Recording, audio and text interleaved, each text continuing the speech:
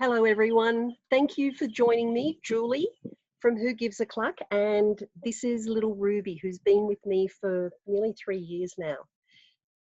This is a segment or a workshop for the Tweed Expo, and I'm really privileged to be able to share some information with you guys. Now, there's 3 outcomes I'd like you to take away today. First of all is, as a backyard hen owner, how to health check a hen so that you know what's going on before they actually get potentially really unwell. The second one is some best practices for your hen coop and your free range area, like how wide should the perches be and all sorts of little tidbits of information. And the last one is why, not just for these hens, but for the environment, you should be adopting rescue hens just before they're culled. They're still laying an egg every second day or so, and they're still a great part of the family. So let's get to the first part of this. This is how to do a health check on a hen. So I field calls every week from experienced backyard hen owners that say their hen is sick and they're wondering, how do I know? What do I do? How do I tell if something's going wrong and how do I fix it? So let's just go through the basic health check.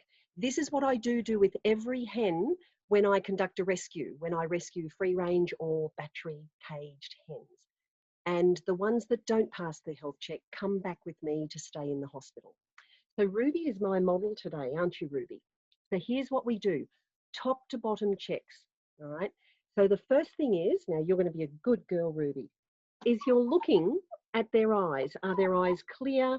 Is there no damage in their eyes? And she, of course, has beautiful eyes.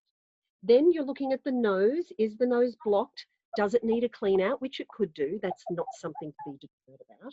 And look at their comb. Gorgeous little comb, feels the right temperature. It's not pale, not saggy. It doesn't have any other like dry fowl pockets of that going on. Then you look at their beak. Now you can see Ruby's beak is twisted, yeah? But it still hasn't affected her, not for 3 years. So trimming, I know. So that's the face part, and also the wattles. See the little bits of wattles here. Now she's got a little bit of a mark on the wattle there, but that's just a scab from getting pecked on, so she's all good. The next thing is we open their mouth with your pointer finger and your thumb. We put it into there just like this, and this is a smell test. So you're smelling. Does it smell like normal? If it's yeasty and a bit smelly, that could indicate something like sour crop, so it's the next stage you go to. Then you're feeling their crop. If it's in the morning, it'll be relatively empty. If it's towards midday in the afternoon, you should feel it a bit squidgy and full.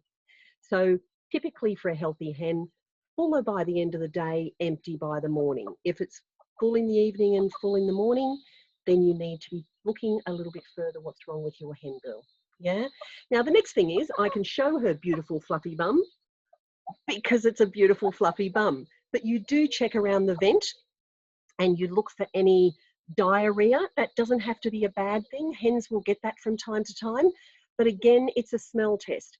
If a hen has diarrhea or what we call vent gleet, and it does smell yeasty and very sour, then that would indicate that there is a little bit of an infection going on there, so you need to look further. But if it's just a pooey bum that smells like all that wonderful chicken poo you collect for your compost, no problem at all. Now, the tummy is the big one.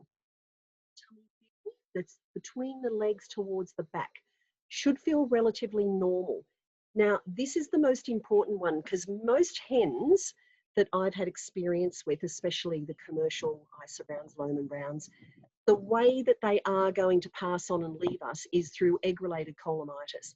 And that's when their reproductive systems tire out and the egg matter leaches from their reproductive system down into their tummy, and it becomes big and swollen. And that's when you'll see a hen walk with a waddle, squat down. They start to show you all the signs of not feeling happy. That is probably, other than predators, about what 80% of these girls will eventually pass away from. So you need to look out for that. And then again, take the next step. I'm not going to go into how to treat illnesses, just how to know if they're ill. Now, the last thing is their legs. You've got to check for scaly leg mite, which she doesn't have any, and you check neurologically. Now, the reason I've got Ruby is because neurologically she does actually have a damaged leg. That's why she's living with me. So she had bumblefoot a little while ago. So you can see that one's clawing beautifully, but this one doesn't. And she's got muscle wastage on the left side. So Ruby does limp everywhere, but for doing that for 2 years, she's a very strong, determined hen and happy to live with me, aren't you, darling? So that's what to expect when you're doing a health check on a hen, as well as obviously their feathers, feather growth, make sure there's nothing being pecked. And all hens, you would want to be treating them as a health check, let's say every 6 months, with a good all-round wormer like Avitrol Plus, tablets down the throat, or you can get a liquid in the water. I prefer the tablets because it's more direct and you know they're getting exactly what they need. And maybe a bit of ivermectin and noromectin on the back of the neck for lice and mites.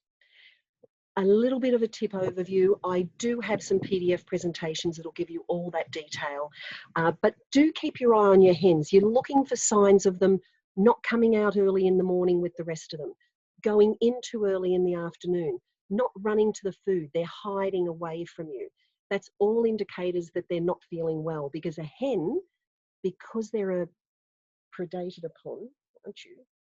And they want to stay within the flock, will hide their illness for as long as they possibly can. So usually by the time you get to know if you're not really paying close attention is when they've only got a day or two to go and they're really unwell. So keep that all in mind, and Who Gives a Cluck's always here to help you with more advice. See you at the next segment.